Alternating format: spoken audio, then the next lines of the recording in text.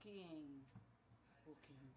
Guys, ngayon magluluto tayo ng umbang Bicol. Long time favorite ng mga people dito ang umbang Bicol. Tapos, so ito na siya mga kanetisen. Anong pinili nga natin ditong baboy? So, ang magluluto kasi nito si Mama. Recipe niya to eh. So, maanong baboy nga ito? Kasim na liempo na may pata. Yan yung pinaghalo niya para mas masarap daw yung lasa. So ayan na mga kanetisen, na sangkot siya na siya, natimplahan na siya, meron na siyang toyo. Ayan, meron na rin siyang suka, meron na rin siyang sibuyas, bawang, and dahon ng saging. Dahon ba o bulaklak ng saging? Correct me if I'm wrong. So, yun yung hinalo dyan, mga kanetisen. Later, lalagyan din yan ng pamintang durog, yung crush para mas malasa at mabango. So, wala yung dahon ng laurel, mga kanetisen. So, ito nga pala ang umba, mga kanetisen. Bicol to, lutong Bicol. Kasi taga Bicol kami. So, iba yung ibang umba na parang mayroong umbang Bisaya din. Iba-iba kasi nanluto ang umba, 'di ba mga kanetisen? So, comment naman diyan kung anong umba o anong klaseng umba ang pagluluto ninyo. Kung paano nyo lutuin. So, yan. So, later, mga kanetisen, pakukuluan na natin yan para mas lumambot ang baboy. Ayan. So, mga 1 hour and 30 minutes yan mga kanetisen na palalambutin para mas masarap. Very soft ang ating karne. So, ayan. Tapos, later, titimplahan din siya ng pampalasa dyan. Pag medyo luto-luto na siya o nagmamantika na rin siya mga kanetisen. So, comment lang kayo mga kanetisen kung paano kayo magluto ng umba. This is umbang Bicol. So, yeah. So, pag kami nagluluto nito, talagang takam na takam ang mga people dito. Ang bango-bango, diba? Pag nakakapagluto kayo nito. So, pakukuluan na natin to mga kanetisen. Okay. Hold on. Ayan, mga kanetisen. Nilagay na namin siya sa apoy. Palalambutin na natin yung ating umba ng 1 hour and 30 minutes. So, naglagay na si Mama ng onting sugar dyan. So, ayan, ayan mga kamima. Comment lang kayo. Please subscribe to my channel. So, kayo ba? Ano bang ulam nyo today? Itong ulam namin mamaya lunch. So, matakaw to sa kanin, mga kanetisen. Lalo na pag kinabukasan tumatagal ang umba, mas masarap. Mapapa-extra rice ka talaga dyan. Kasi mas masarap sa umba, may sabaw-sabaw, 'di ba? Yung iba namang umba, tuyo. Ito naman, masabaw-sabaw. So, takpan muna natin mga kanetisen ang ating umbang Bicol. Okay? So, malaki yan, kawa namin. Balikan natin. Ayan, mga kanetisen, balikan natin ang ating pinakalalambot na baboy umba. So, ayan. Minekos muna namin yan, mga kanetisen. So, ayan, mekos muna. Hindi pa yan malambot, mga kanetisen, ha? Kailangan medyo haluin lang natin ng onte. So, inahalo na ni Mama. Para mabaliktad.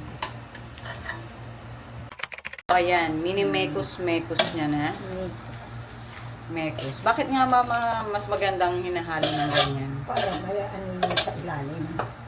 Para hindi dumikit, para pantay ang pagkaluto ng baboy. Mekos natin yan. So, pakukuluan pa rin siya ng bongga, mga kanetisen. So, babalikan pa rin natin siya mamaya pag nag-brown na. Ayan. Maamoy-amoy na, mga kanetisen. Nangangamoy sa labas to. Sarap. Takpan na natin.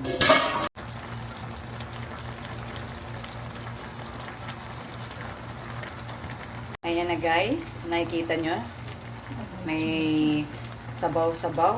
At nagba-brown na ang ating sabaw, mga kanetizen. Ayan. Amoy na namin dito yan sa bahay. Sa condo, mga kanetizen. Ang bango. Nakakagutom. So, ayan.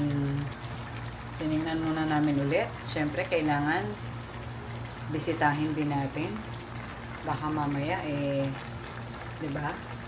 Hindi pantay-pantay ang luto ng karne. At baka may dumikit. So, ayan. Mas lalong nagsabaw siya, mga kanetizen. Although wala naman ditong nilagay na tubig, talagang kusa lang siya magkaroon ng sabaw. Galing yan sa ng karne. So pag bibili kayo ng mga karne, mga kanetizen, kailangan fresh, bagong katay para hindi siya mahirap palambutin.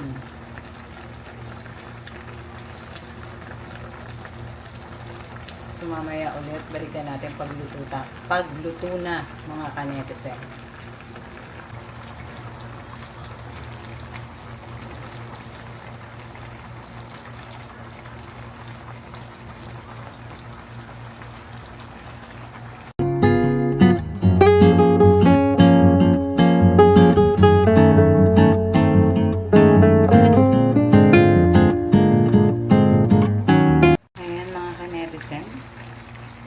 So, malapit na maluto ang ating umba. Naririnig niyo, kumukulo-kulo. Nakakatakam kumain. Makakailang rice kaya ako nito. So, mga 15 minutes o 20 minutes, pag malambot na yung karne. So, ready na to kainin. Ready na tayo kumain ng lunch pag malambot na. At yan, masarap, mga kanetizen. Please comment down below kung ano yung ulam niyo today at kung paano kayo magluto ng umbang Bicol. So ayan. Hey guys, ayan na. Luto ng ating pagkain, umbang Bicol. Ayan na, mga kanetizen. Kain tayo. Ito ang lunch namin today. Titignan nyo, mga kanetizen. Ang sarap yan. Mapapa-extra rice ka talaga sa sarap ng umbang. Lalo na kapag tumatagal siya, mas lalo siyang mas masarap. Tapos meron kayong fried rice, yung sabaw nito, isama nyo. Oh my goodness. Ayan. So guys, please comment down below and subscribe to my channel. So yeah, let's have a lunch. Time check, 12:30 PM na. So matagal-tagal din namin talaga siyang pinakuluan para palambutin ang karne. The more na malambot, the more na masarap talaga ang karne. So yeah, let's eat. Thank you for watching. Bye!